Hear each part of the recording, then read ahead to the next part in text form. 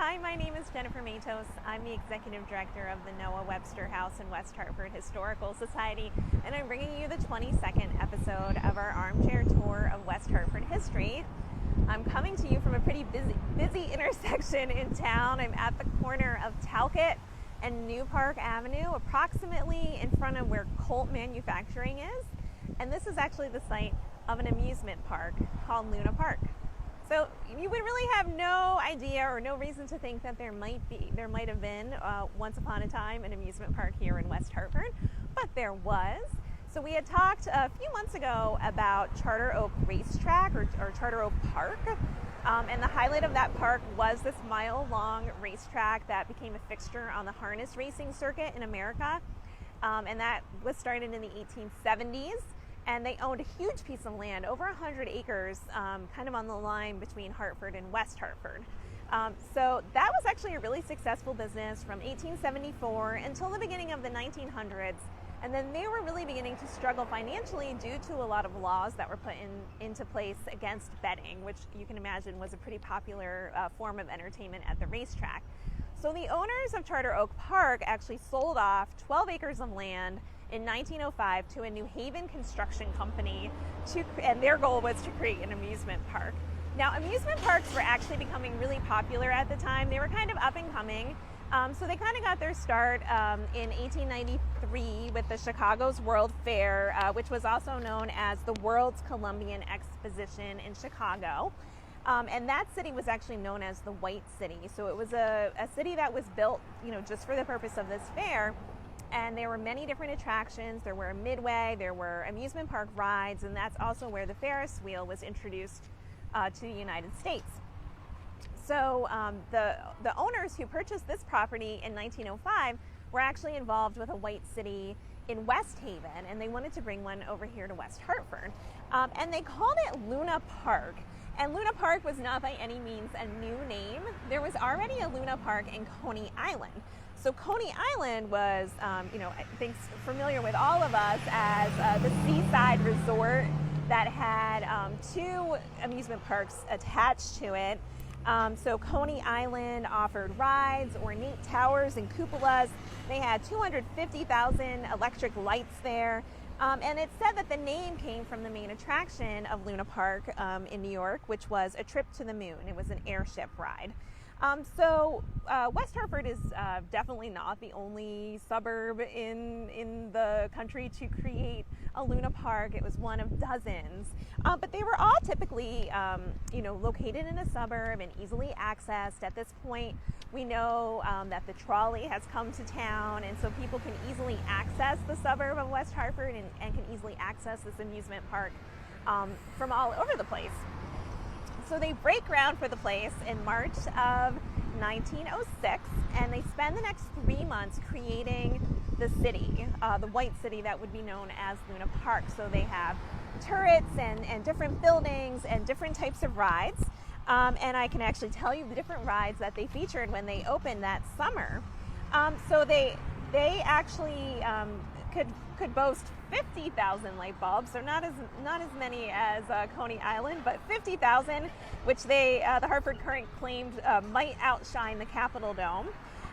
They advertised such attractions as a double whirl, which was a mixture between a miniature Ferris wheel and a carousel, a tunnel of love called the Old Mill, a circle swing, a maze, a Katzenjammer Castle, which was a fun house, an illusion show, a pony circus, car tours of the world, a shooting gallery, a roller skating rink, a restaurant, a Japanese tea room, and ballroom. But the most exciting ride is said to have been the Scenic Railway, which I think was basically an early roller coaster. It was described as a decided thriller with a mile of dips and rush. In between rides, visitors could visit a boardwalk on the midway. There was food and games concessions and more attractions.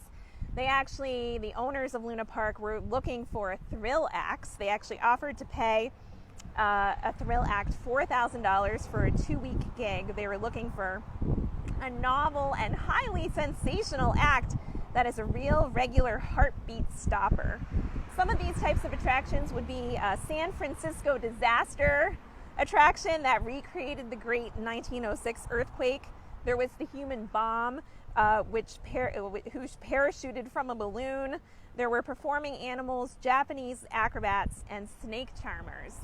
Now, unfortunately, even though in its first year, Luna Park really attracted a lot of people, you could have 5,000 people here a day, it wasn't enough to pay for this investment that they had made. They had spent a lot of money building it, and it was a lot of money to maintain. And there were two reasons for why Luna Park wasn't as successful as its founders had hoped. First of all, Hartford is not New York, so there are far more people in New York who could attend the Coney Island amusement parks. Hartford just did not have that quantity of people to keep the numbers coming. And second of all, and this is especially according to Professor Jean Leach, who's lectured on this topic before, Luna Park was too scandalous. So there are a couple reasons why it was so scandalous. We're talking about the beginning of the 1900s. Women are kind of just starting to get out of their domestic sphere. And so now they're able to get out in the public, and even children are. And the park attracted a lot of men. If you can remember that it was right next to the Charter Oak Park, the racetrack, so it was natural that some of the young men who were seeking kind of the excitement and speed of the racetrack would be coming over to Luna Park. So there were a lot of men, and it was kind of maybe a little bit risque for women and children to attend. The other thing it had going against it is that there was a real opposition to it being open on Sundays. So Connecticut was still operating under blue laws, which prohibited activities on Sundays, and people of West Hartford really objected to the park being operated on Sundays. So much so, there was a reverend in West Hartford. His name was Reverend Hodgin, and he claimed that the $200 licensing fee that the company paid did not justify the humiliation the park brought to the town by so openly defying the blue law. He also claimed that the $50 fine that Luna Park that was imposed upon Luna Park by the town for operating on a Sunday and violating that law was a small price to pay in comparison to all of the ticket sales they were getting on a Sunday. Still, despite this criticism, Luna Park persists. In 1907, so their second year, they're under a new management already.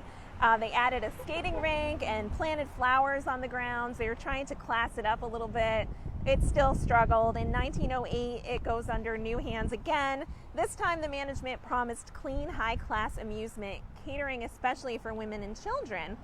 And they did bolster their image a little bit by hosting a benefit for the Hartford Hospital.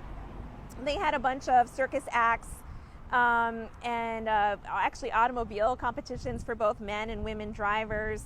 And this actually raised a lot of money for Hartford Hospital, which made it seem a little bit more palatable to the West Hartford people. Still, there was actually a group called the Good Citizenship League of West Hartford, and they actively monitored the activities that were happening at Luna Park. So they would keep a note of any illegal activity or instances of dancing, pool playing, roller skating, or gambling that they witnessed. Now in 1909, the park changed hands yet again to two Japanese businessmen. They took over the park's management, and they actually redecorated the midway with lanterns and Japanese decor. They dressed waitresses in kimonos, and they brought in a ladies' orchestra, but still, Luna Park struggled. Now in 1908, in the fall, the Connecticut Fair Association leased both Luna Park and Charter Oak Park for a week-long state fair. And that actually was successful. They kind of had Luna Park's attractions as the sideshow, and the main show were the livestock shows, produce, flowers, and crafts. And that went really well, and the promoters thought it went really well because it was such clean amusement. So the Fair Association decides to buy the park for the sake of its grounds, and they make one last go of it. So in 1910, they open up the park again under Luna Park. And they've kind of scrubbed it down and made it a little cleaner, and they actually offered music and movies a few evenings a week. But this again got them into trouble with the townspeople of West Hartford because they were showing movies on Sundays. And these crusaders managed to get a ban placed on Sunday moving pictures in Luna Park, Luna Park lost patrons, and it had to abruptly close mid-season of 1910. So after that, it really only is used as a site for the Connecticut Fair. In 1913, timbers from the dismantled scenic railway are used to make cattle sheds for this fair, and it really was an ag fair. We had talked about a couple months ago, it was kind of like before Connecticut got involved in the Big E. And eventually, even the fair leaves the site, and we know that after the 1930s, the site is completely dismantled and becomes home to Pratt & Whitney, which had a factory here, especially productive during World War II. And of course, that factory is long gone as well. Over in that location would be the Home Depot and the BJ's. And then today, where Luna Park was, we find the Colt manufacturing. So a real hidden piece of history for us in West Hartford. Who would think that West Hartford had its own amusement park? And who would think that it would be so scandalous and controversial? But there you have it. I hope you learned something new, and we'll see you next week.